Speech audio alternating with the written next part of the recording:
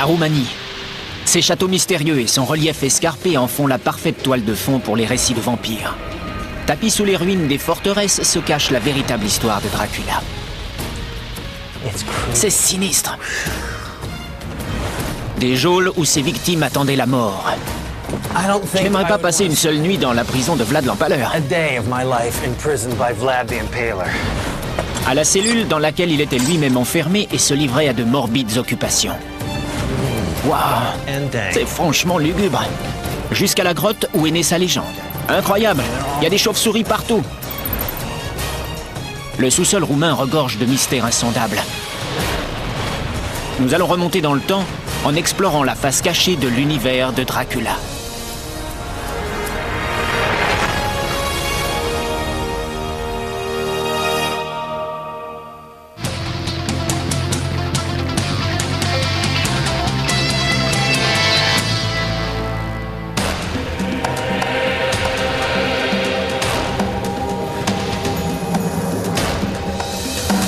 L'histoire de la Roumanie est tumultueuse. Cette nation s'est construite au fil des conflits et des trahisons.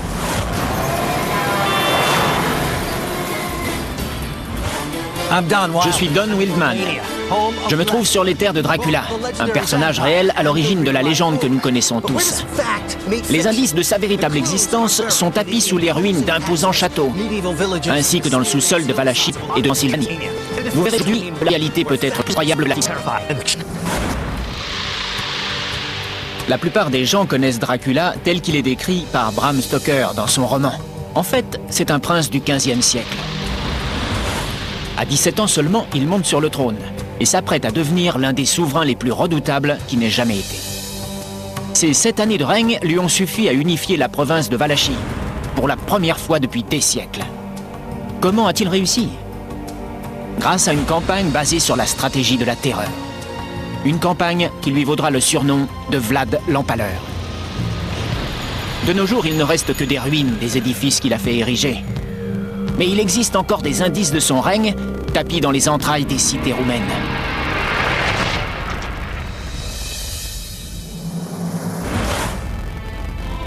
À 340 km de Bucarest se situe une grotte s'enfonçant dans les Carpates. L'une des plus vastes du pays. C'est là que la légende de Dracula est née. C'est par là. On n'est pas loin. Il faut compter 5 minutes à pied. Vadim Bondar est spéléologue. Il connaît ces grottes comme sa poche. C'est lui qui me servira de guide dans ce dédale infesté de milliers de chauves-souris. Certaines galeries sont encore inexplorées. On peut avoir du mal à le croire, mais 12 500 grottes serpentent dans le sous-sol roumain. Celle que nous allons visiter fait partie d'un réseau de 24 km de long, descendant jusqu'à 100 mètres de profondeur. Ok, Don. C'est bon, Don. On y est. C'est vrai? Ok. Voilà votre équipement. D'accord.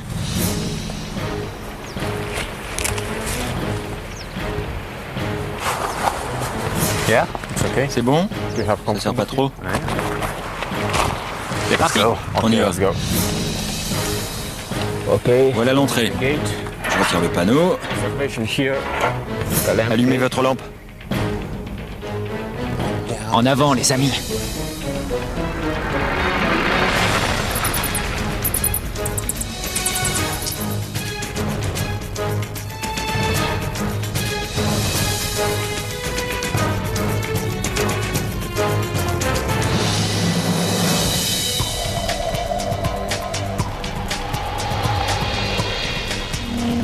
Ça me fait froid dans le dos. Chut. Qu'est-ce que c'est? Écoutez, c'est le bruit que font les chauves-souris. Ah oui, j'en vois une. Il y en a d'autres là-bas. Incroyable. Il y a des chauves-souris partout. C'est dingue. Selon Vadim, la grotte est peuplée de plus de 10 000 chauves-souris. L'hiver, elles hibernent. Et l'été, elles sortent pour se nourrir. Elles ne s'aventurent à l'extérieur que la nuit. Quand elles chassent, elles sont capables d'ingurgiter l'équivalent de leur poids en insectes tous les jours. La formation de ces grottes remonte à 60 millions d'années. Quelle taille mesure cette galerie? En tout, Le réseau fait 25 km de long. 25 km? C'est impressionnant. C'est beaucoup en effet. En comptant toutes les grottes? Oui. En tout cas, celles qui ont été répertoriées. Il en reste plusieurs à explorer. Donc chaque cavité s'ouvre sur plusieurs autres, c'est ça? C'est ça, sur différents niveaux. D'accord. C'est un grand réseau. Attention à la marche. On va descendre encore plus bas. Génial. Faites très attention, Don. D'accord. Ça a l'air de glisser. Ce gouffre fait plusieurs dizaines de mètres de profondeur. Pour l'explorer, une seule méthode. Le rappel.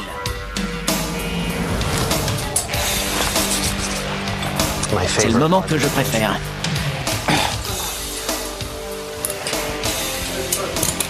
Il n'y a pas de chemin pour descendre. Un spéléo professionnel va m'équiper. Il sait ce qu'il fait.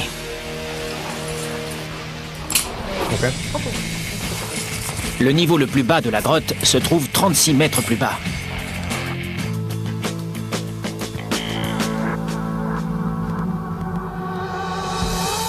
Plus que 15 mètres. Vous êtes dans le dernier niveau de la grotte. La vache, c'est magnifique. Écoutez l'écho. Allô? C'est dingue ce que c'est grand. Vous avez des grottes, des chauves-souris. Ouais. C'est pas étonnant que beaucoup de gens relient la Roumanie aux histoires de vampires. Bien. C'est vrai. Donc, si ça se trouve, on va en croiser. Qui sait? Qu'est-ce qui a donné cette image mystérieuse de la Roumanie, à votre avis? D'où ça peut venir? Pour moi, la raison, c'est Dracula. Le livre? Oui, c'est ça. Bram Stoker a écrit cet ouvrage en 1897. 400 ans après la mort de Vlad Tepes, le vrai Dracula. Le décor de cette histoire, reprise maintes fois au cinéma, est systématiquement planté dans un énigmatique château, terré au fin fond des Carpates transylvaniennes. Mais qui est véritablement l'homme ayant inspiré cette sinistre légende? Tout commence en 1431. Vlad naît au cœur du XVe siècle, une époque où toute la région était en proie à la violence et à la barbarie. Dracula tient son nom de son père, surnommé Dracul, dragon en roumain, pour son appartenance à une société secrète, l'Ordre du Dragon, fondée en 1408 par le saint-empereur romain germanique Sigismond de Luxembourg. Dracula signifie fils du dragon, ou même fils du diable.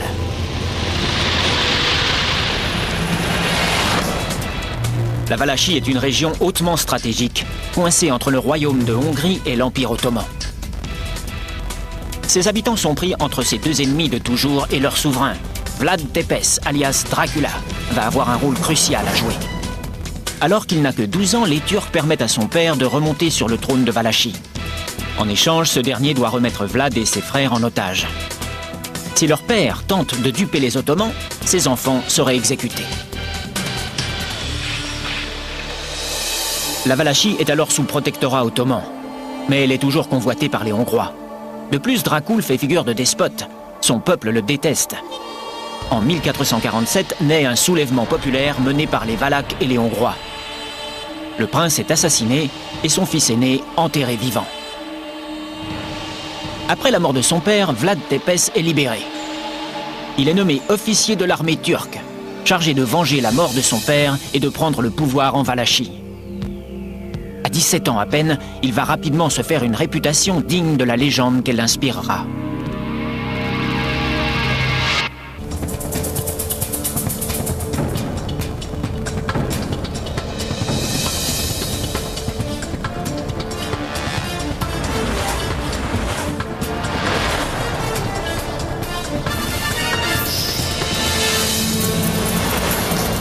Au XVe siècle, les relations diplomatiques entre la Valachie et les puissances voisines sont précaires.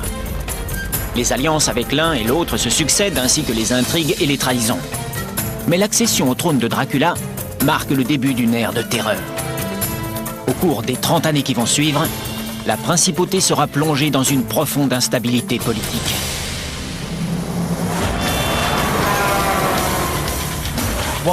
Si la légende du comte Dracula est effrayante, la véritable histoire de l'homme qui l'a inspiré ne l'est pas moins. Tout commence à Târgoviste. Le prince Vlad III rentre chez lui. Son père et son frère ont été assassinés et il est cerné par l'ennemi.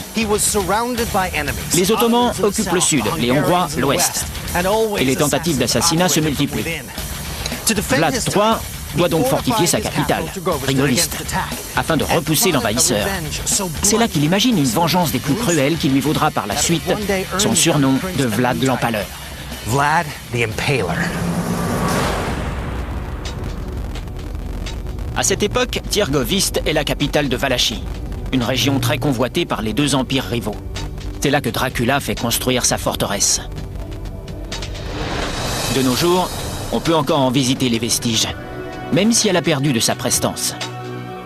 Pourtant, les faits qui s'y sont déroulés vont bâtir la légende de Dracula.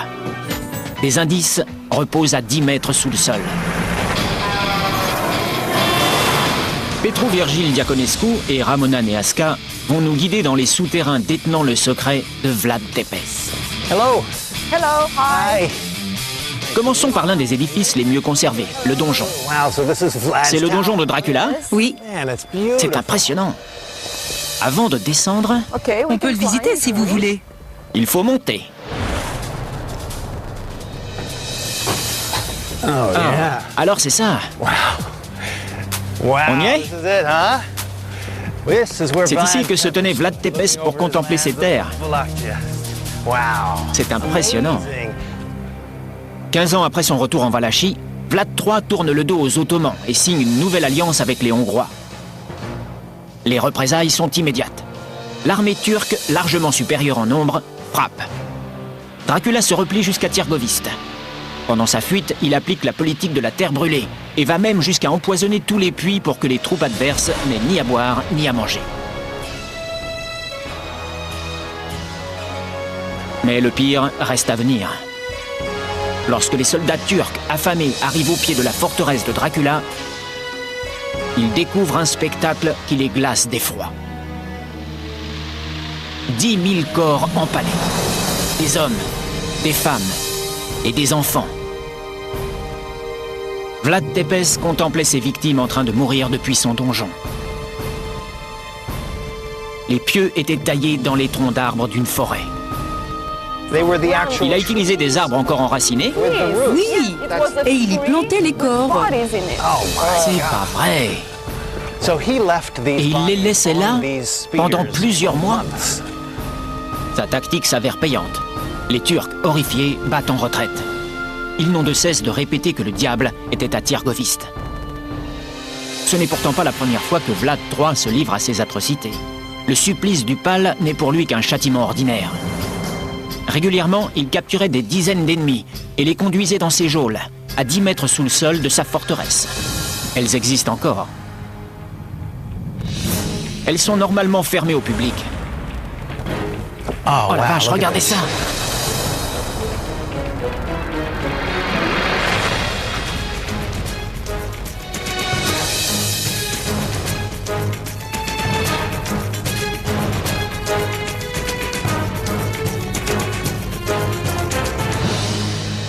So this is C'est donc ici qu'il entassait les prisonniers. for his prison. Oui, c'est là. Il les y enfermait jusqu'à leur jugement. They were convicted. Je vois. Il y a 2 cellules identiques. Voici la première. Et voilà le passage qui mène à la seconde. Let me go Je vais jeter un œil. Yeah. Ah oui, Oh yeah, it's about the same size as the other one. elles font toutes les deux la même taille. Cet endroit fait froid dans le dos. The Impaler's jail cell. I don't think I Je would n'aimerais want pas to passer spend une seule nuit dans les geôles de Dracula. a day of my life in prison. Il n'y a pas by beaucoup de Vlad place. Impaler. Yeah, not a lot of room, Ah, c'est fou. but here it Ce is. sont les This is murs the d'époque. original walls, right? Oui, Original Les vraies foundation. fondations? This is the original Exactement. foundation. We are standing cette partie-là a très bien résisté au temps. We are On underneath est juste en dessous du palais. Cette pièce est probablement l'une des cellules du château de Târgoviste. Mais le sous-sol de cette forteresse ne servait pas que de prison. Si l'on en croit la légende, il abritait également un grand nombre de salles de torture. À son apogée, la forteresse était un édifice imposant. s'élevant à 26 mètres de haut. Il fallait des fondations et des galeries souterraines très solides pour supporter une telle masse.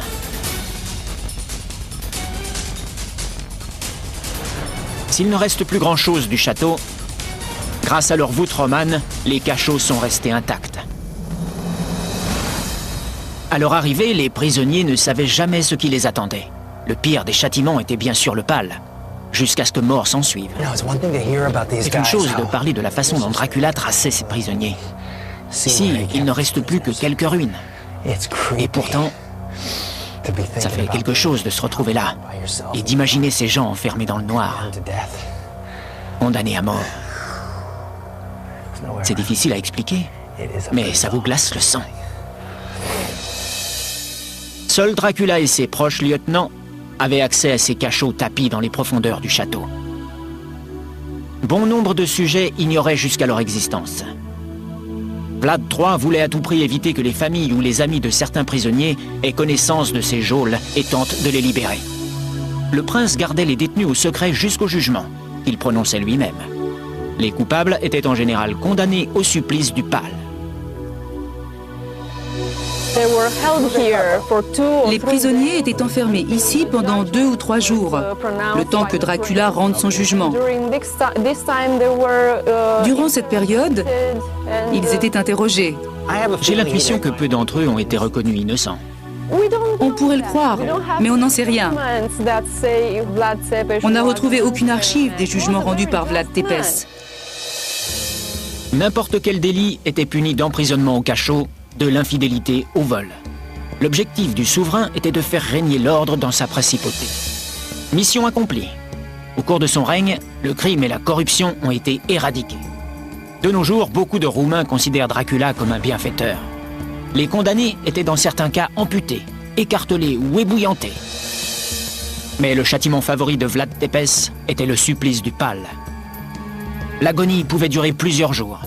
Le pieu était en général huilé et suffisamment émoussé pour que la victime ne meure pas sur le coup.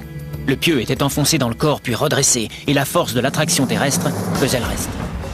Certaines victimes de Dracula n'avaient aucune idée du sort qui les attendait. On raconte qu'il lui arrivait d'inviter les déshérités de Tiergoviste à dîner. Il verrouillait les portes de la pièce et y mettait le feu. Voilà comment il réglait le problème de la pauvreté. Mais cette forteresse n'était que la première dont la construction avait été ordonnée par le prince Dracula.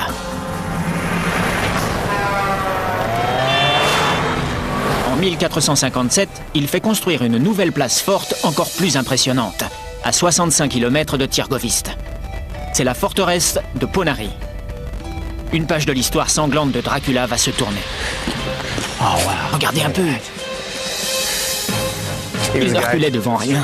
C'est dingue, et les perchés au sommet, c'est stupéfiant. Il faut gravir un escalier de 1500 marches pour en atteindre l'entrée. Oh la vache, visez-moi ça. D'ici, il pouvait imposer sa volonté à toute la région. Il domine totalement la vallée des deux côtés. C'est impressionnant, la vue est imprenable. Si jamais les Turcs s'engageaient là-dedans, on connaît la suite. Adrian Sandou et Katalin Stoyan m'attendent pour me faire visiter ce site extraordinaire. Sacrée promenade. Oui, c'est vrai. Bonjour, je suis Don. Enchanté, Don. Moi de même. Bienvenue à Ponari. Merci, c'est fantastique. La forteresse n'a pas résisté au tremblement de terre, mais au XVe siècle, c'était un édifice hors norme. Quand il a pris le pouvoir à Tiergoviste, la première préoccupation de Vlad III était de venger la mort de son père et de son frère. Il lui faudra 10 ans pour mener à bien son plan. Un dimanche de Pâques, il invite plusieurs sujets à un festin. Parmi eux, les traîtres. Il faut empaler les plus vieux et les plus faibles.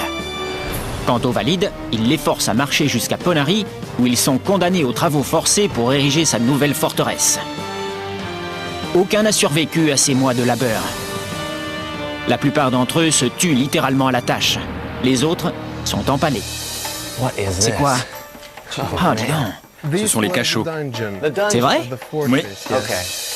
Une fois encore, Vlad détenait ses prisonniers dans des cachots terrés dans les profondeurs du château. J'ai eu le privilège de pouvoir y accéder. Attention. L'oubliette de Dracula. Dungeon. Ça donne pas vraiment envie d'y passer la nuit. C'est sûr. Combien de prisonniers il enfermait ici?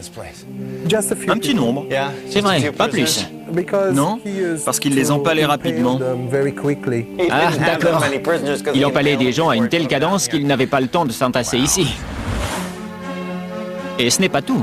Aujourd'hui, le château est en ruine.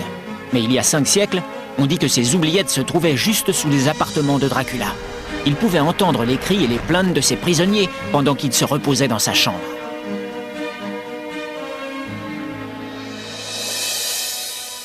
Ponari est le nid d'aigle de Dracula. C'est aussi le théâtre d'une terrible tragédie. La campagne de terreur du prince n'impressionne plus les Turcs. En 1462, ils reviennent. Cette fois, ils se sont préparés. Radu, le propre frère de Vlad III, est mis à la tête d'une armée et chargé d'assiéger le château. Dracula est acculé. Sa femme ne peut pas se résigner à être capturée vivante et préfère se défenestrer. Mais Dracula ne se rend pas. Il disparaît sans laisser de traces. Si l'on en croit la légende, il aurait emprunté des tunnels creusés dans la montagne. Avec l'aide de paysans de la région, il aurait gagné une autre province roumaine, la Transylvanie.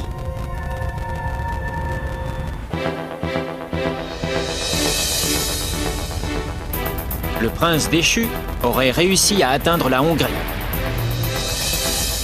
où il aurait demandé l'aide du roi. Mais au lieu de cela, il est arrêté et jeté en prison par son ancien allié.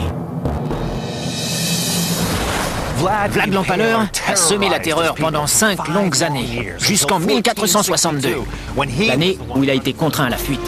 Il est ensuite capturé et fait prisonnier politique.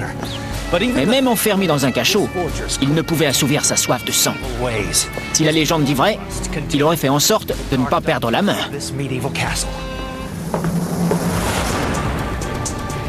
Voici le château d'Hunedoara.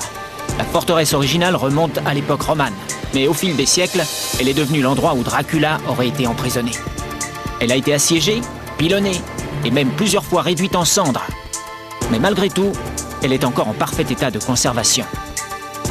Notre guide, Sorin Tinku, connaît cet endroit comme sa poche. Cette porte est d'origine. Elle n'a jamais été changée? Non, c'est du chêne massif et de la ferronnerie. Elle est superbe. Et voilà un des secteurs interdits au public. Génial, quel honneur. Ce mur que vous voyez ici a été érigé au cours du XIVe siècle. J'ai eu la chance de pouvoir observer les murs derrière lesquels on pense que Dracula aurait été enfermé entre son second et son troisième règne. Depuis, le château a subi de multiples réaménagements. L'ancienne forteresse ne disposait que d'un seul donjon et était construite sur de solides fondations de roches prélevées dans les montagnes. Au XVe siècle, elle devint à la fois une place forte et un palais. Le conflit avec les Turcs faisait rage. Ses fortifications sont améliorées, mais elle doit également être digne d'un roi. En 1441, les Hongrois y font ajouter 7 tours, ainsi que plusieurs bâtiments comportant des salles de réception et une chapelle. La combinaison unique des styles gothique et Renaissance en font une merveille architecturale. Mais ce n'est pas tout. Des galeries et des pièces souterraines ont été creusées sous le château. Sorin va exceptionnellement nous permettre de les visiter. Hey, regardez un peu.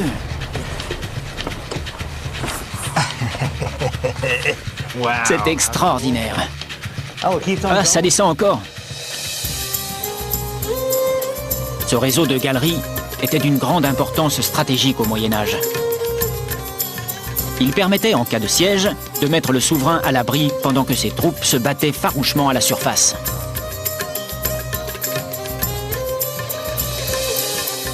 C'est là que se tenaient les artilleurs? Oui, ils se postaient ici. Leur arme était si lourde qu'elle devait être accrochée au mur. Il s'agissait des toutes premières armes à feu de l'histoire. On a même placé un évent pour évacuer la fumée. À cause de la poudre? Oui, c'est ça. Ce dédale de coursives est un véritable labyrinthe. Je vais vous montrer un autre endroit.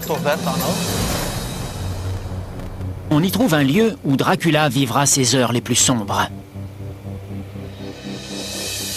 Vous allez visiter les cachots.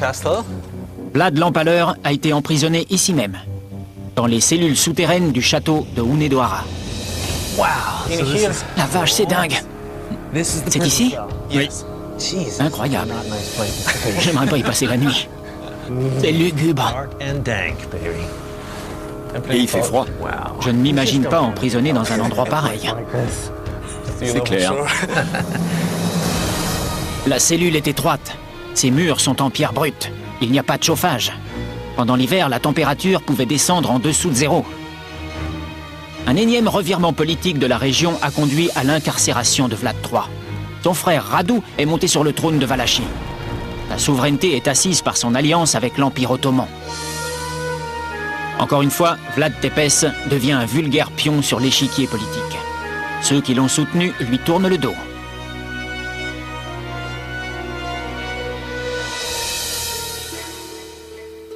Sa cellule, comme tous les cachots médiévaux, est le dernier endroit où l'on voudrait séjourner.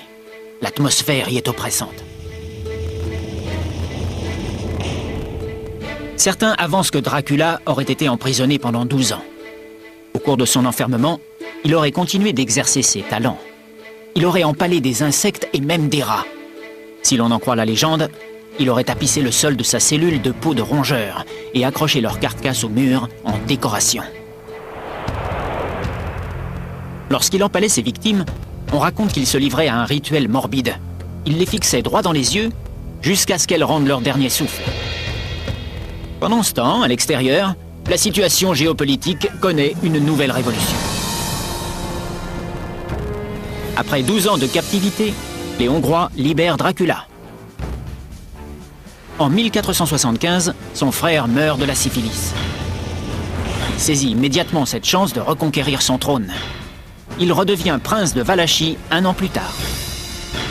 De nos jours, peu de gens se doutent que sous le magnifique château de Hunedoara se cache la cellule de l'un des plus grands tyrans de l'histoire.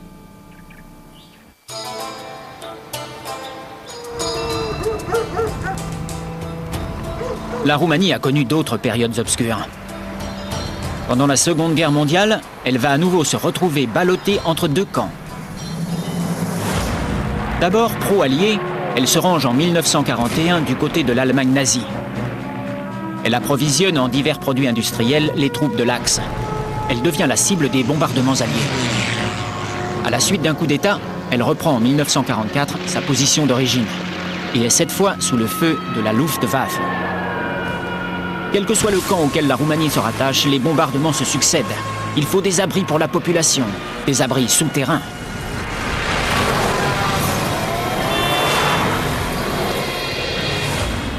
Me voilà donc en route vers l'un des sites les plus remarquables de Transylvanie. Une ancienne mine de sel capable d'approvisionner le monde entier pendant un siècle, reconvertie en abri anti-bombardement.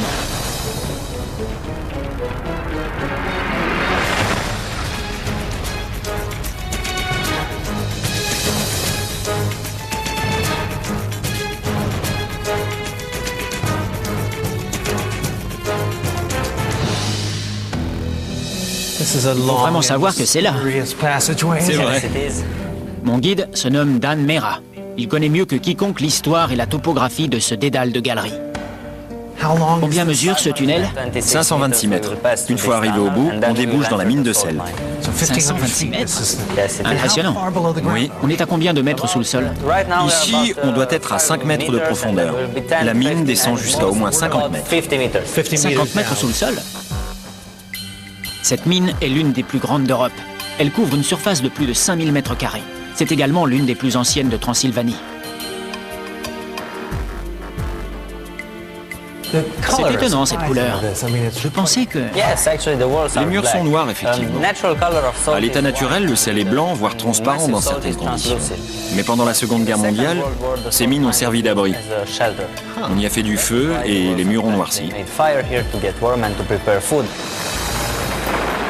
Lors de la Seconde Guerre mondiale, la Roumanie se retrouve donc prise entre deux feux.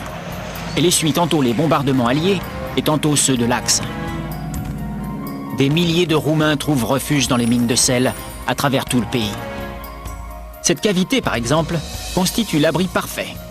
Située à 50 mètres sous la surface, elle était largement à l'abri des bombes. D'autant que son plafond en voûte empêchait la propagation de l'onde de choc. À la fin de la guerre, alors que les abris sont abandonnés, la Roumanie tombe sous le régime communiste. Le rideau de fer ne se lèvera qu'en 1989. Mais l'histoire de ces mines de sel remonte bien avant la Seconde Guerre mondiale. En fait, leur naissance nous renvoie 13,5 millions d'années en arrière. Cette paroi, c'est entièrement du sel? Oui, c'est ça. Vous pouvez goûter si vous voulez. Allez-y. Je vais prendre un petit morceau. Ah, c'est du sel, c'est vrai. Combien il y en a dans cette mine? Environ 38 milliards de tonnes. 38 milliards de tonnes? C'est ce qu'il reste dans ces mines? Tout à fait. J'ai du mal à réaliser ce que ça représente. La première exploitation de cette mine remonte à l'Empire romain, au second siècle après Jésus-Christ. Elle n'a pas cessé jusqu'au XXe siècle. De nos jours, la mine compte plusieurs grandes cavités, certaines dépassant les 30 mètres de haut. Les mineurs n'utilisaient que des outils à main. Aucun explosif, ni appareil électrique ou mécanique. Et ça, ce sont les traces laissées par les pioches? Exactement. Tout a été creusé à la main. Et combien de personnes travaillaient ici? Au mieux, autour de 300. Avant que ces mines ne servent d'abri, elles constituaient une source considérable de richesse pour les différentes dynasties en ayant pris le contrôle. Le sel était si précieux que, de nos jours encore, on considère qu'on ne doit pas se passer une salière de la main à la main de peur de la faire tomber. Il servait également à payer les soldats romains. C'est de là que vient le mot « salaire ». C'est par là? Quiconque possédait une mine de sel détenait un grand pouvoir. Le sel était l'or ou les diamants d'aujourd'hui. Regardez-moi ça, c'est immense. Ça fait quelle hauteur? Un peu plus de 40 mètres. 40 mètres? Incroyable. À quelle époque correspond le premier forage? À 1868. Et ici, on est en quelle année? 1932. Il a fallu 50 ans pour creuser 40 mètres. C'est dingue. Quand Dracula est arrivé au pouvoir, la plupart des gisements de sel étaient inexploités.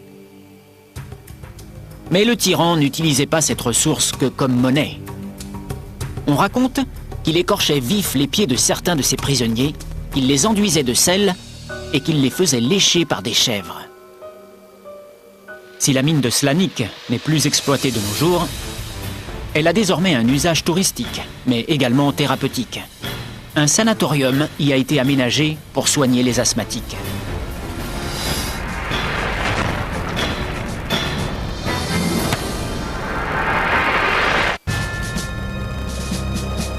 Dracula monte 3 fois sur le trône de Valachie. Son règne ne durera au total que 7 ans.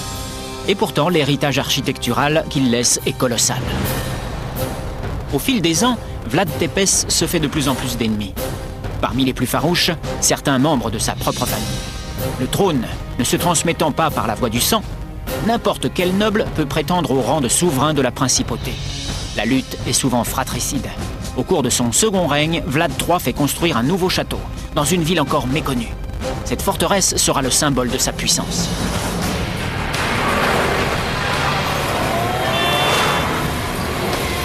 En 1459, Dracula fait d'un petit avant-poste à Bucarest son nouveau palais princier, Curtea Veche. Il fait construire une citadelle imposante et y installe sa cour de sujets dévoués et de marchands prospères. La puissance économique de cette ville ne cesse de croître. Malheureusement, le palais n'a pas survécu au tourment du temps. De nos jours, il n'en reste plus qu'un champ de ruines. Mais sous le sol, des vestiges de cet édifice subsistent.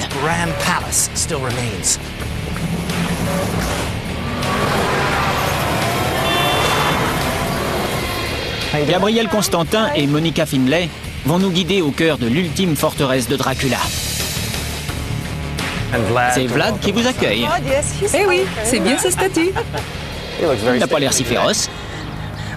Allez, on entre. L'entrée de ce lieu n'est pas très visible. C'est là, à 3 mètres sous le sol, que reposent les fondations d'une nouvelle capitale.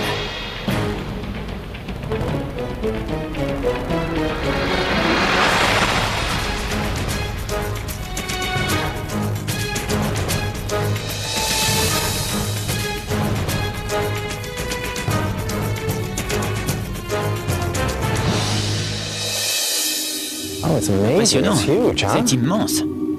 Le sous-sol est tout ce qui reste du palais ayant fait de Bucarest la ville qu'elle est aujourd'hui. Avant sa construction, cette bourgade n'était peuplée que de fermiers et d'artisans vendant leur ouvrage au plus offrant. À son arrivée, Vlad choisit une simple tour de guet et la transforme en une forteresse de 3000 mètres carrés. Il y emménage et y fait installer un important marché. Sur ces étals, on ne trouvait pas que la production des fermiers de la région. Dracula s'y livre à un commerce d'une toute autre nature. Il autorise les hérétiques, les criminels et les prisonniers de guerre à être vendus comme esclaves. La ville devient rapidement prospère. Peu de gens savent que les origines de Bucarest, la capitale de Roumanie, sont étroitement liées à Dracula et à l'esclavage. Ce même Dracula, dont Bram Stoker a fait l'effrayant vampire que tout le monde connaît grâce au cinéma. On dirait que ce mur est d'origine. C'est vrai, il est d'époque. Celui-ci est différent. Oui. On voit très bien les différents réaménagements effectués. Ici, on voit un mur typique de l'époque de Dracula, en pierre grossièrement maçonnée. Celui-ci est plus récent, et celui-là encore plus. Au cours des 2 siècles suivants, les successeurs de Vlad III ont détruit et reconstruit la forteresse à leur goût. Il ne subsiste du château de Dracula que des sous-sols voûtés.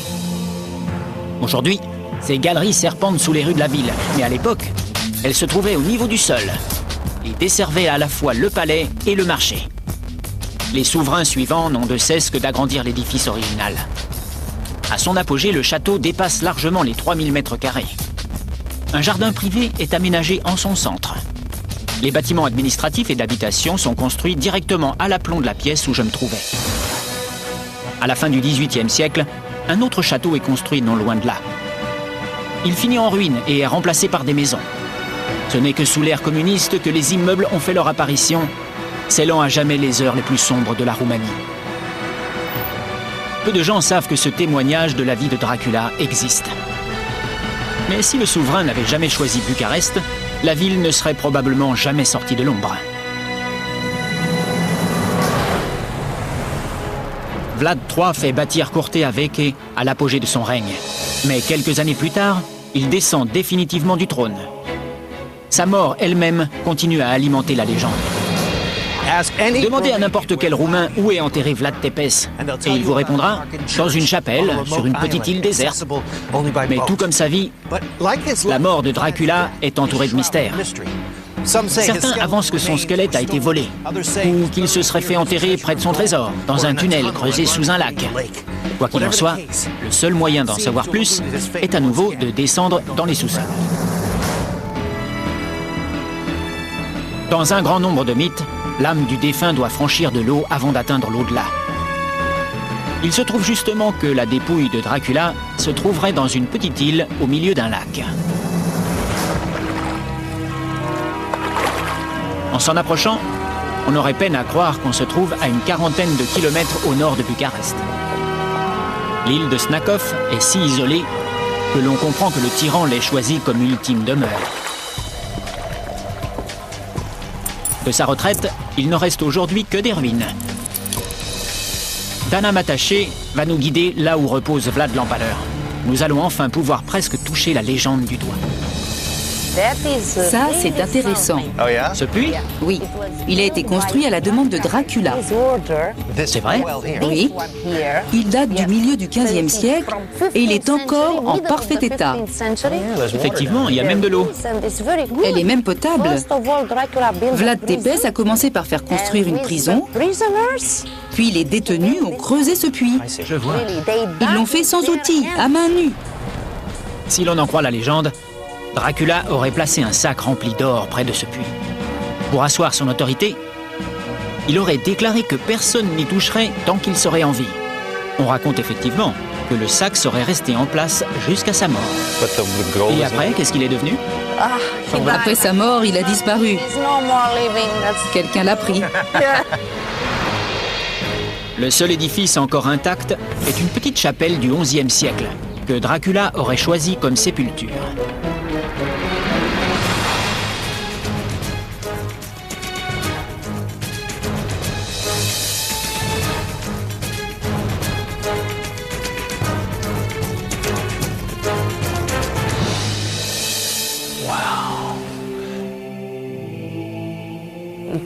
On ressent sa présence.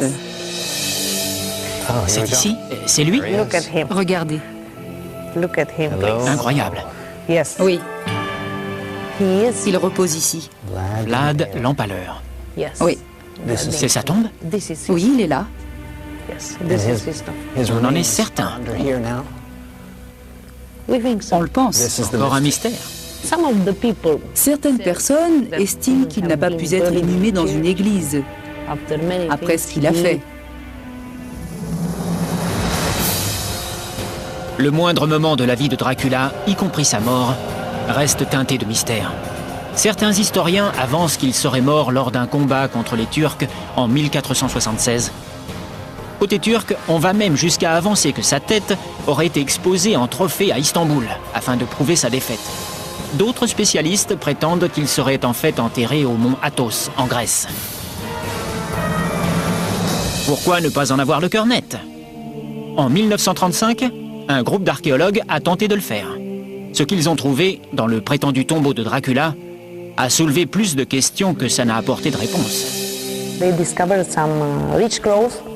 Le cercueil renferme des habits princiers et une chevalière frappée des armes de Vlad Tepes. Les ossements n'ont jamais été retrouvés. Ce mystère qui entoure la mort de Dracula n'a fait qu'alimenter la légende répercutée par Bram Stoker et toute une lignée de cinéastes.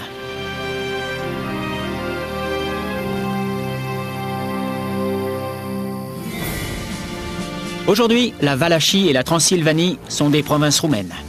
Dracula y a laissé une empreinte indélébile. Son héritage va bien au-delà d'un simple patrimoine architectural ou de la naissance de la capitale, Bucarest. Vlad Tepes n'aura régné que 7 ans.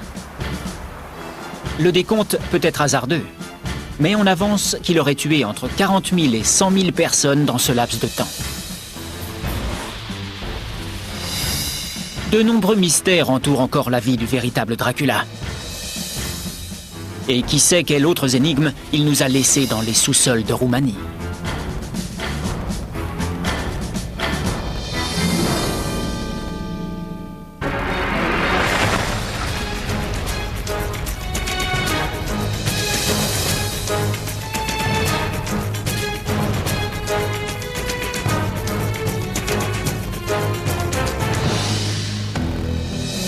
Il faut vraiment savoir que c'est là.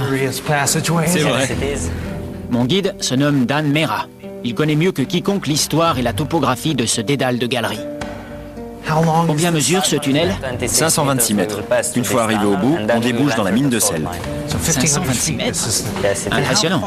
Oui. On est à combien de mètres sous le sol? Ici, on doit être à 5 mètres de profondeur. La mine descend jusqu'à au moins 50 mètres. 50 mètres sous le sol? Cette mine est l'une des plus grandes d'Europe. Elle couvre une surface de plus de 5000 mètres carrés. C'est également l'une des plus anciennes de Transylvanie. C'est étonnant cette couleur. Je pensais que... Les murs sont noirs, effectivement. À l'état naturel, le sel est blanc, voire transparent dans certaines conditions. Mais pendant la Seconde Guerre mondiale, ces mines ont servi d'abri. On y a fait du feu et les murs ont noirci. Lors de la Seconde Guerre mondiale, la Roumanie se retrouve donc prise entre deux feux. Elle essuie tantôt les bombardements alliés et tantôt ceux de l'Axe. Des milliers de Roumains trouvent refuge dans les mines de sel à travers tout le pays. Cette cavité, par exemple, constitue l'abri parfait. Située à 50 mètres sous la surface, elle était largement à l'abri des bombes. D'autant que son plafond en voûte empêchait la propagation de l'onde de choc. À la fin de la guerre, alors que les abris sont abandonnés, la Roumanie tombe sous le régime communiste. Le rideau de fer ne se lèvera qu'en 1989. Mais l'histoire de ces mines de sel remonte bien avant la Seconde Guerre mondiale. En fait, leur naissance nous renvoie 13,5 millions d'années en arrière. Cette paroi, c'est entièrement du sel? Oui, c'est ça. Vous pouvez goûter si vous voulez. Allez-y. Je vais prendre un petit morceau. Ah, c'est du sel, c'est vrai. Combien il y en a dans cette mine? Environ 38 milliards de tonnes. 38 milliards de tonnes? C'est ce qu'il reste dans ces mines? Tout à fait. J'ai du mal à réaliser ce que ça représente. La première exploitation de cette mine remonte à l'Empire romain, au second siècle après Jésus-Christ. Elle n'a pas cessé jusqu'au XXe siècle. De nos jours, la mine compte plusieurs grandes cavités, certaines dépassant les 30 mètres de haut. Les mineurs n'utilisaient que des outils à main. Aucun explosif, ni appareil électrique ou mécanique. Et ça, ce sont les traces laissées par les pioches? Exactement. Tout a été creusé à la main. Et combien de personnes travaillaient ici? Où il aurait demandé l'aide du roi. Mais au lieu de cela, il est arrêté et jeté en prison par son ancien allié. Vlad l'Empaleur a semé la terreur pendant 5 longues années, jusqu'en 1462, l'année où il a été contraint à la fuite. Il est ensuite capturé et fait prisonnier politique. Mais même enfermé dans un cachot, il ne pouvait assouvir sa soif de sang. Si la légende dit vrai, il aurait fait en sorte de ne pas perdre la main.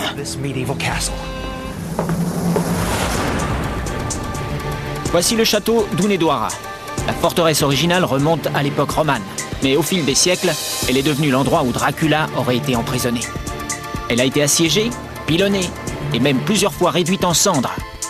Mais malgré tout, elle est encore en parfait état de conservation. Notre guide, Sorin Tinku, connaît cet endroit comme sa poche.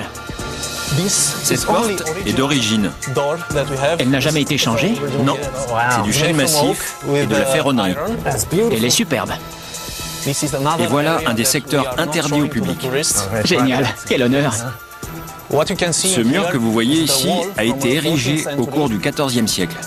J'ai eu la chance de pouvoir observer les murs derrière lesquels on pense que Dracula aurait été enfermé entre son second et son troisième règne. Depuis, le château a subi de multiples réaménagements. L'ancienne forteresse ne disposait que d'un seul donjon et était construite sur de solides fondations de roches prélevées dans les montagnes. Au XVe siècle, elle devint à la fois une place forte et un palais. Le conflit avec les Turcs faisait rage. Ses fortifications sont améliorées, mais elle doit également être digne d'un roi. En 1441, les Hongrois y font ajouter 7 tours, ainsi que plusieurs bâtiments comportant des salles de réception et une chapelle. La combinaison unique des styles gothique et Renaissance en font une merveille architecturale. Mais ce n'est pas tout. Des galeries et des pièces souterraines ont été creusées sous le château. Sorin va exceptionnellement nous permettre de les visiter. Hey, regardez un peu.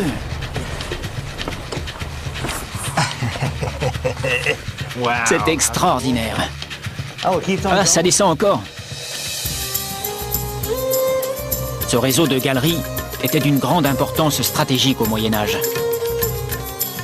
Il permettait, en cas de siège, de mettre le souverain à l'abri pendant que ses troupes se battaient farouchement à la surface.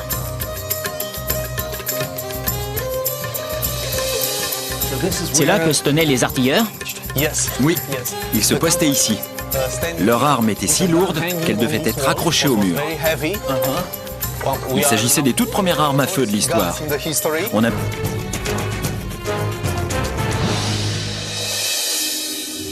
Impressionnant, c'est immense. Le sous-sol est tout ce qui reste du palais ayant fait de Bucarest la ville qu'elle est aujourd'hui. Avant sa construction, cette bourgade n'était peuplée que de fermiers et d'artisans vendant leur ouvrage aux plus offrants. À son arrivée, Vlad choisit une simple tour de guet et la transforme en une forteresse de 3000 mètres carrés. Il y emménage et y fait installer un important marché. Sur ces étals, on ne trouvait pas que la production des fermiers de la région. Dracula s'y livre à un commerce d'une toute autre nature. Il autorise les hérétiques, les criminels et les prisonniers de guerre à être vendus comme esclaves. La ville devient rapidement prospère. Peu de gens savent que les origines de Bucarest, la capitale de Roumanie, sont étroitement liées à Dracula et à l'esclavage. Ce même Dracula, dont Bram Stoker a fait l'effrayant vampire que tout le monde connaît grâce au cinéma. On dirait que ce mur est d'origine. C'est vrai, il est d'époque. Celui-ci est différent. Oui. On voit très bien les différents réaménagements effectués. Ici, on voit un mur typique de l'époque de Dracula, en pierre grossièrement maçonnée. Celui-ci est plus récent, et celui-là encore plus. Au cours des 2 siècles suivants, les successeurs de Vlad III ont détruit et reconstruit la forteresse à leur goût. Il ne subsiste du château de Dracula que des sous-sols voûtés. Aujourd'hui, Ces galeries serpentent sous les rues de la ville, mais à l'époque, elles se trouvaient au niveau du sol et desservaient à la fois le palais et le marché. Les souverains suivants n'ont de cesse que d'agrandir l'édifice original. À son apogée, le château dépasse largement les 3000 mètres carrés. Un jardin privé est aménagé en son centre. Les bâtiments administratifs et d'habitation sont construits directement à l'aplomb de la pièce où je me trouvais. À la fin du XVIIIe siècle, un autre château est construit non loin de là. Il finit en ruine et est remplacé par des maisons. Ce n'est que sous l'ère communiste que les immeubles ont fait leur apparition, scellant à jamais les heures les plus sombres de la Roumanie. Peu de gens savent que ce témoignage de la vie de Dracula existe. Mais si le souverain n'avait jamais choisi Bucarest, la ville ne serait probablement jamais sortie de l'ombre. Vlad III fait bâtir Curtea Veche à l'apogée de son règne. Mais quelques années plus tard, il descend définitivement du trône. Sa mort elle-même continue à alimenter la légende. Demandez à n'importe quel Roumain où est enterré Vlad Tepes, et il vous répondra dans une chapelle, sur une petite île déserte. Mais tout comme sa vie, la mort de Dracula est entourée de mystères. Certains avancent que son squelette a été volé, ou qu'il se serait fait enterrer près de son trésor, dans un tunnel creusé sous un lac. Quoi qu'il en soit, le seul moyen d'en savoir plus est à nouveau de descendre dans les sous. Les faits qui s'y sont déroulés vont bâtir la légende de Dracula. Des indices reposent à 10 mètres sous le sol. Petru Virgil Diaconescu et Ramona Neasca vont nous guider dans les souterrains détenant le secret de Vlad Tepes. Hello. Hello, hi. Hi. Commençons par l'un des édifices les mieux conservés, le donjon. Wow, so this is Vlad's C'est le donjon de Dracula? Oui, Man, it's beautiful. C'est impressionnant. Avant de descendre, Okay, we on peut can le visiter climb. si vous voulez. il faut monter. Oh, yeah. Alors c'est ça. Wow. On y est? This is it, huh? This is where C'est Vlad ici que se tenait Vlad Tepes pour contempler ses terres. Wallachia. Wow. C'est impressionnant. Amazing. 15 ans après son retour en Valachie, Vlad III tourne le dos aux Ottomans et signe une nouvelle alliance avec les Hongrois. Les représailles sont immédiates. L'armée turque, largement supérieure en nombre, frappe. Dracula se replie jusqu'à Tyrgoviste. Pendant sa fuite, il applique la politique de la terre brûlée et va même jusqu'à empoisonner tous les puits pour que les troupes adverses n'aient ni à boire ni à manger. Mais le pire reste à venir. Lorsque les soldats turcs affamés arrivent au pied de la forteresse de Dracula, ils découvrent un spectacle qui les glace d'effroi. 10 000 corps empalés.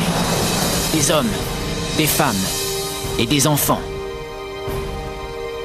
Vlad Tepes contemplait ses victimes en train de mourir depuis son donjon.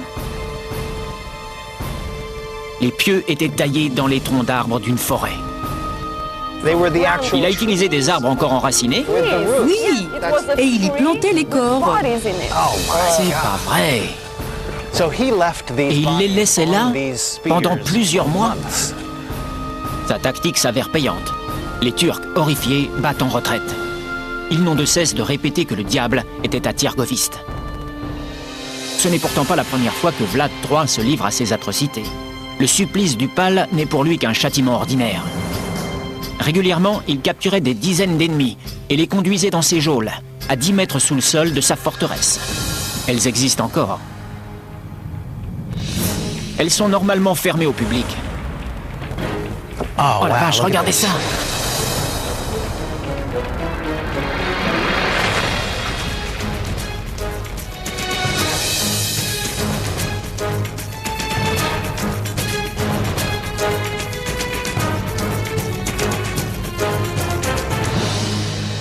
So this is C'est donc ici qu'il entassait les prisonniers. for his prison. Oui, c'est là. Oh, yes. Il les y enfermait jusqu'à leur jugement. They were convicted. Je vois. Il y a 2 cellules identiques. Voici la première. En 1462, ils reviennent. Cette fois, ils se sont préparés. Radu, le propre frère de Vlad III, est mis à la tête d'une armée et chargé d'assiéger le château. Dracula est acculé. Sa femme ne peut pas se résigner à être capturée vivante et préfère se défenestrer. Mais Dracula ne se rend pas. Il disparaît sans laisser de traces. Si l'on en croit la légende, il aurait emprunté des tunnels creusés dans la montagne. Avec l'aide de paysans de la région, il aurait gagné une autre province roumaine, la Transylvanie.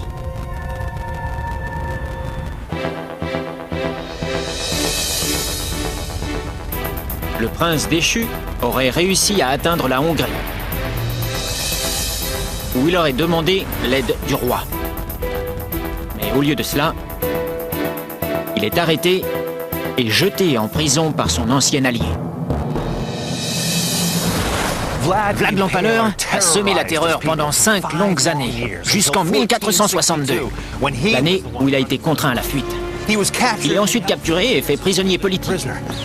Mais même enfermé dans un cachot, il ne pouvait assouvir sa soif de sang. Si la légende dit vrai, il aurait fait en sorte de ne pas perdre la main.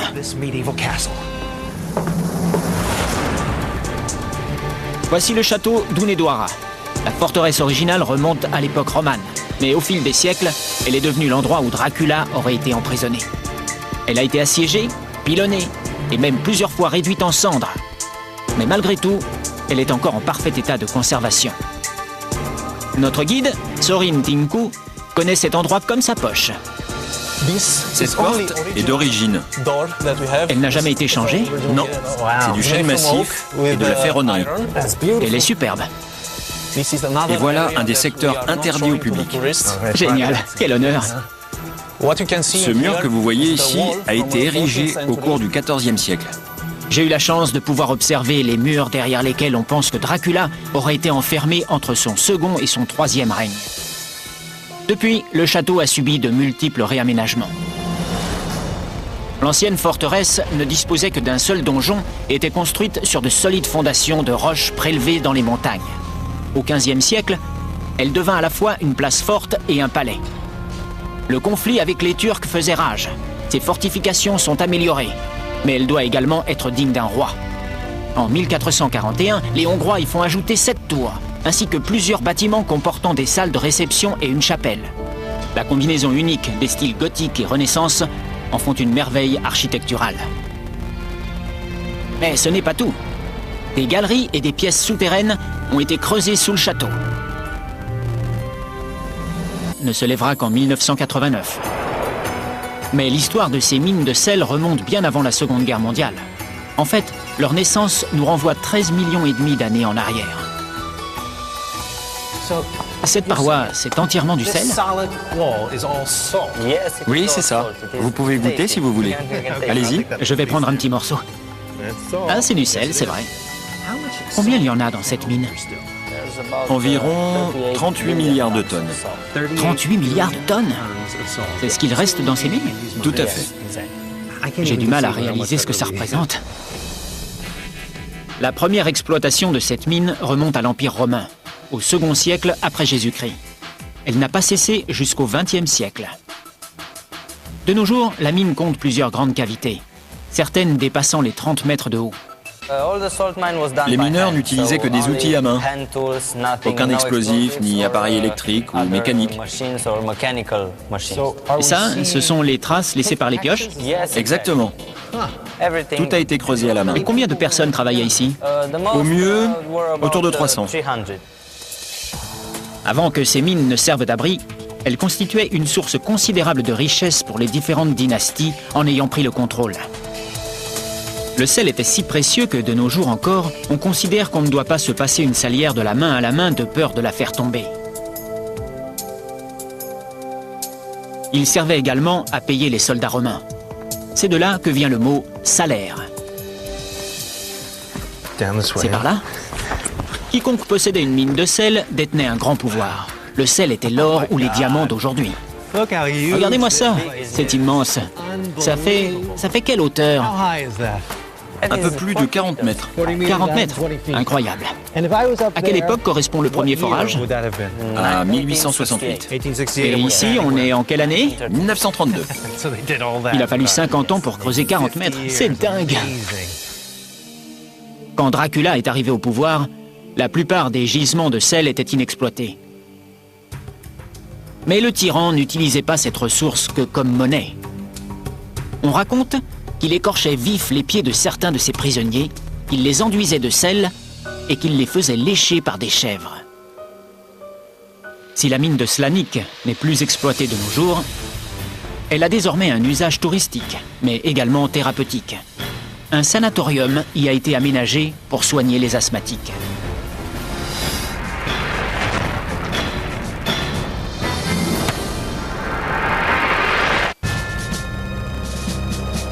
Dracula monte 3 fois sur le trône de Valachie. Son règne ne durera au total que 7 ans. Et pourtant, l'héritage architectural qu'il laisse est colossal. Ça me fait froid dans le dos. Chut. Qu'est-ce que c'est? Écoutez, c'est le bruit que font les chauves-souris. Ah oui, j'en vois une. Il y en a d'autres là-bas. C'est incroyable. Il y a des chauves-souris partout. C'est dingue. Selon Vadim, la grotte est peuplée de plus de 10 000 chauves-souris. L'hiver, elles hibernent. Et l'été, elles sortent pour se nourrir. Elles ne s'aventurent à l'extérieur que la nuit. Quand elles chassent, elles sont capables d'ingurgiter l'équivalent de leur poids en insectes tous les jours. La formation de ces grottes remonte à 60 millions d'années. Quelle taille mesure cette galerie? En tout, le réseau fait 25 km de long. 25 km? C'est impressionnant. C'est beaucoup en effet. En comptant toutes les grottes? Oui. En tout cas, celles qui ont été répertoriées. Il en reste plusieurs à explorer. Donc chaque cavité s'ouvre sur plusieurs autres, c'est ça? C'est ça, sur différents niveaux. D'accord. C'est un grand réseau. Attention à la marche. On va descendre encore plus bas. Génial. Faites très attention, Don. D'accord. Ça a l'air de glisser. Ce gouffre fait plusieurs dizaines de mètres de profondeur. Pour l'explorer, une seule méthode. Le rappel.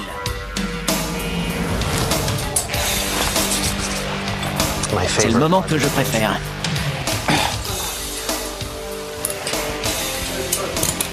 Il n'y a pas de chemin pour descendre. Un spéléo professionnel va m'équiper.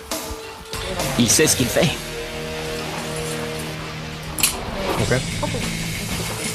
Le niveau le plus bas de la grotte se trouve 36 mètres plus bas.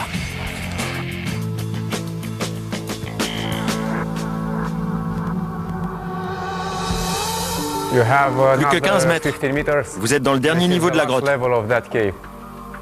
vache, c'est magnifique. Écoutez l'écho. Allô?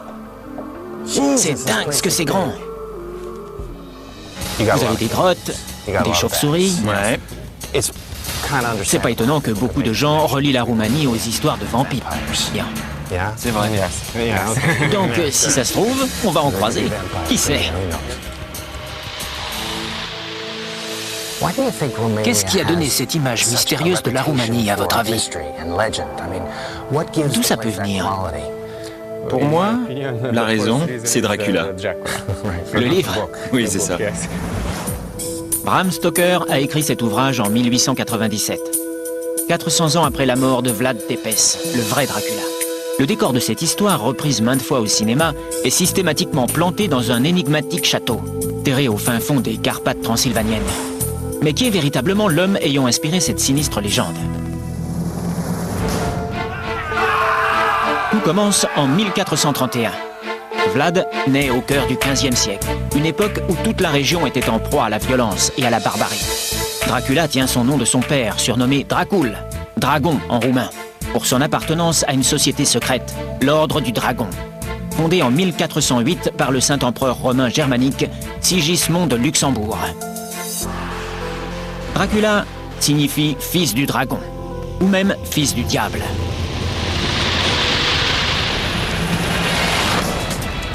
La Valachie est une région hautement stratégique, coincée entre le royaume de Hongrie et l'Empire ottoman.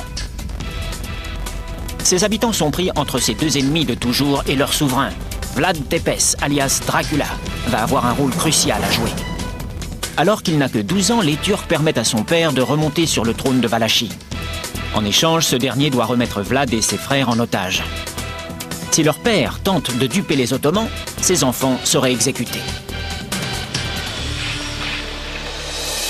La Valachie est alors sous protectorat ottoman, mais elle est toujours convoitée par les Hongrois. De plus, Dracul fait figure de despote. Son peuple le déteste. En 1447 naît un soulèvement populaire mené par les Valaques et les Hongrois. Le prince est assassiné et son fils aîné enterré vivant. Après la mort de son père, Vlad Tepes est libéré.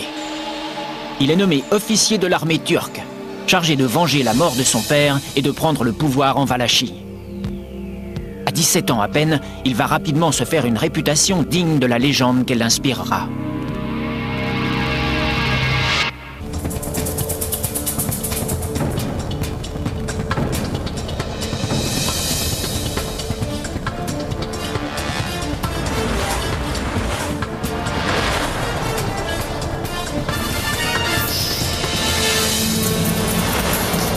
Au XVe siècle, les relations diplomatiques entre la Valachie et les puissances voisines sont précaires. Les alliances avec l'un et l'autre se succèdent, ainsi que les intrigues et les trahisons. Mais l'accession au trône de Dracula marque le début d'une ère de terreur. Au cours des 30 années qui vont suivre, la principauté sera plongée dans une profonde instabilité politique.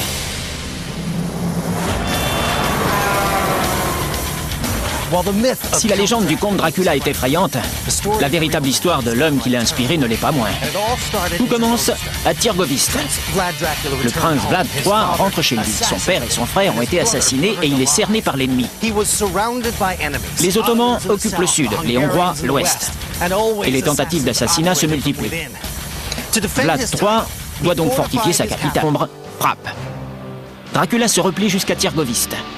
Pendant sa fuite, il applique la politique de la terre brûlée et va même jusqu'à empoisonner tous les puits pour que les troupes adverses n'aient ni à boire ni à manger. Mais le pire reste à venir. Lorsque les soldats turcs affamés arrivent au pied de la forteresse de Dracula, ils découvrent un spectacle qui les glace d'effroi. 10 000 corps empalés. Des hommes, des femmes et des enfants. Vlad Tepes contemplait ses victimes en train de mourir depuis son donjon.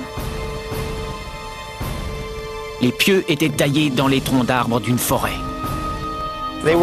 Il a utilisé des arbres encore enracinés. Oui, et il y plantait les corps.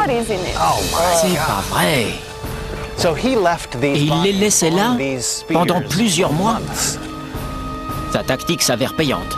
Les Turcs, horrifiés, battent en retraite. Ils n'ont de cesse de répéter que le diable était à Târgoviște. Ce n'est pourtant pas la première fois que Vlad III se livre à ces atrocités. Le supplice du pal n'est pour lui qu'un châtiment ordinaire. Régulièrement, il capturait des dizaines d'ennemis et les conduisait dans ses geôles, à 10 mètres sous le sol de sa forteresse. Elles existent encore. Elles sont normalement fermées au public. Oh la vache, regardez ça!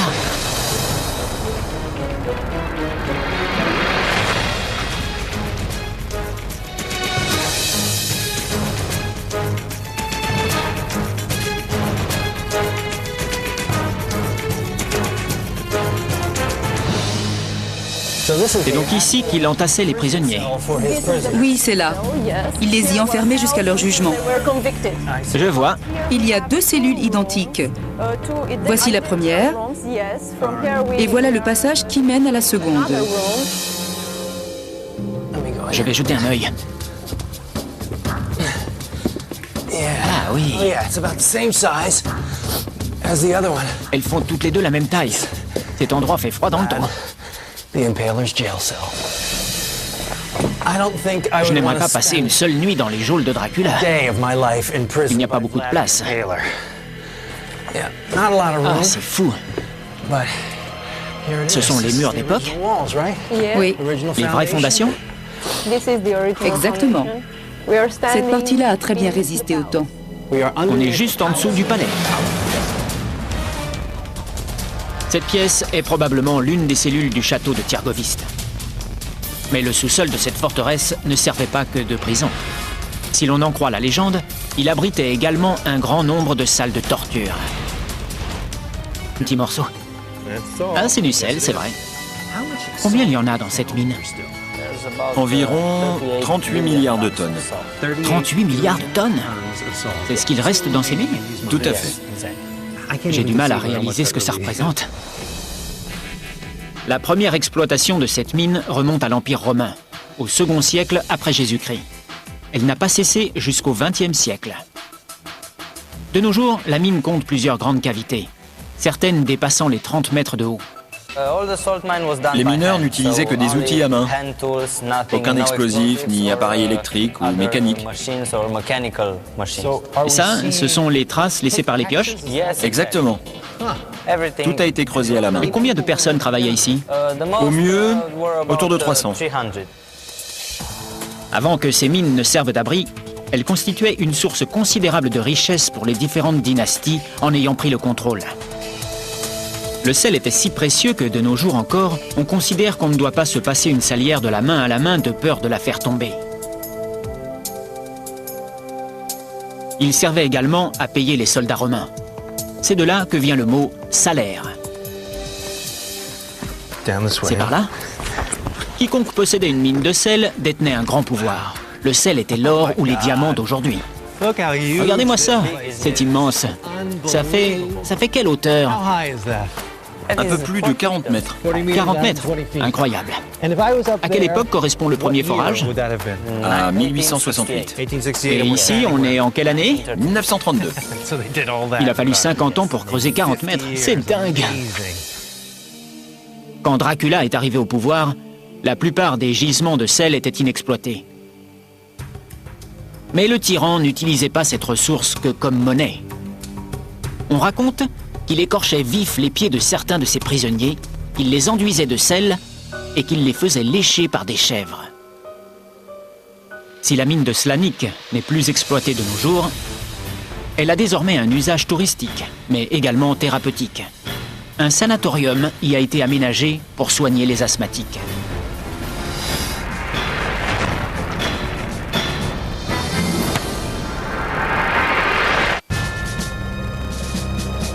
Dracula monte 3 fois sur le trône de Valachie. Son règne ne durera au total que 7 ans. Et pourtant, l'héritage architectural qu'il laisse est colossal. Au fil des ans, Vlad Tepes se fait de plus en plus d'ennemis. Parmi les plus farouches, certains membres de sa propre famille. Le trône ne se transmettant pas par la voie du sang, n'importe quel noble peut prétendre au rang de souverain de la principauté. La lutte est souvent fratricide. Au cours de son second règne, Vlad III fait construire un nouveau château, dans une ville encore